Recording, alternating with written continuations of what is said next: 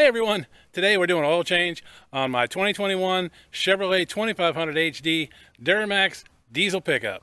Now before we get started, it does take 10 quarts of oil, not 5. I will show you how to get rid of that change oil soon message. You're going to need a ratchet, a 15 or a T45, oil filter wrench, an oil filter, some oil. The truck actually takes 15 W40, but it's winter, so I'm putting 5 W40 in it. But I'll have links in the description for this and not this, but 15 W40 because that's what it normally takes. And remember, on the oil filter, this is a turbo diesel. So if you have something different, you might have a different oil filter. So be sure to check on your truck and make sure what I've linked fits your truck. It might not. You're also going to need a drain pan that holds at least 10 quarts. Remember, it takes 10 quarts. I've got 2 more jugs of this. I'm not going to jack the truck up because it's tall enough that even I can just crawl underneath it to do this oil change. Our oil filter is really easy to find. It's right up here. Pop our oil filter wrench on here.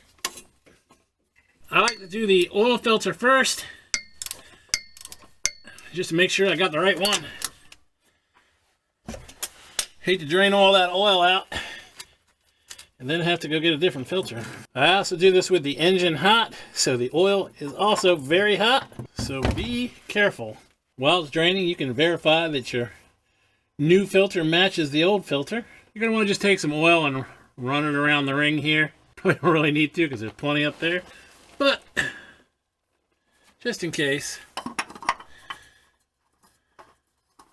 Now, if you are smart, which I'm not, you put some nice nitrile gloves on. Typically, you want to tighten that as much as you can with just your hand. If you made an oily mess, use a rag. Now we're going to use our 15, pull the drain plug out.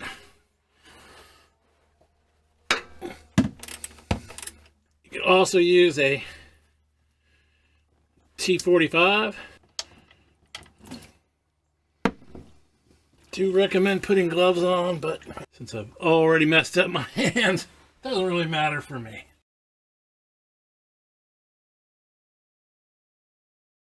We're down to just a drip. You do want to take a look at your drain plug and make sure that the O-ring here is okay. No rips, tears, or anything like that. It looks fine. So there's no need to replace this. We're going to clean that up a little bit. Alright, now we're ready to put some oil in. Probably should have mentioned that you're likely going to need a funnel, unless you're really good at pouring oil. And be sure you check that funnel to make sure nothing's moved in since the last time you used it. Clean all those spiders and other crap out. The step stool is not a bad idea either. Alright, that's 4 quarts. These jugs pour a lot faster than the funnel drains, that is for sure.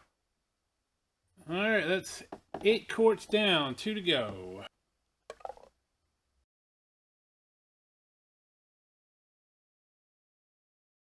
Alright, that's 10 quarts. We're going to check our oil real quick.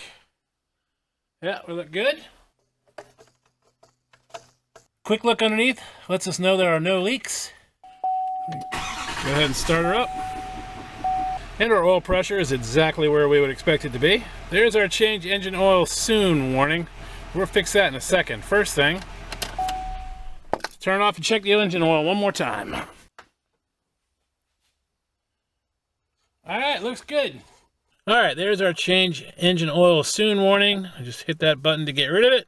Scroll down to remaining oil life. Hold the button in. And yes, we're sure we want to reset it. And there we are, 100%. We are good to go. That's all there is to it. If you found this helpful, be sure you hit the like button, hit the subscribe button, leave a nice comment, and I'll see you all down the road.